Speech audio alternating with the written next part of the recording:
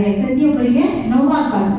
ನಾವು ಆಡ್ತಕ್ಕಂಥ ಮಾತು ಬೇರೆಯವರಿಗೆ ಪ್ರೀತಿಯನ್ನು ಹಂಚುವಂತೆ ಇರಬೇಕು ಅಂತ ಹೇಳ್ಬೋದು. ಅವರನ್ನು ನಾವು ಕ್ರಾಂತಿವೀರ ಬಸವಣ್ಣ, ಸಮಾಜ ಸುಧಾರಕರು ಹಾಗೂ ವಿಶ್ವಗುರು ಅಂತ ಅವರನ್ನ ಸಂಬೋಧನೆಯನ್ನ ಮಾಡ್ತೀವಿ. ಗೊತ್ತಿಲ್ಲದೆ ಬಸವಣ್ಣ ಹೇಳ್ತಾರೆ, ಚೆನ್ನ ಬಸವಣ್ಣ ನಿನಗೆ ಗೊತ್ತಿಲ್ಲದೆ ಇರೋದು ಏನೂ ಇಲ್ಲ.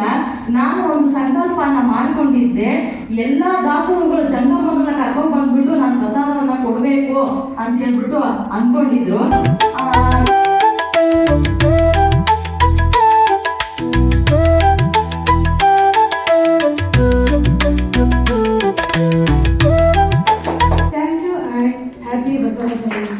Equality and justice are the foundation of good society.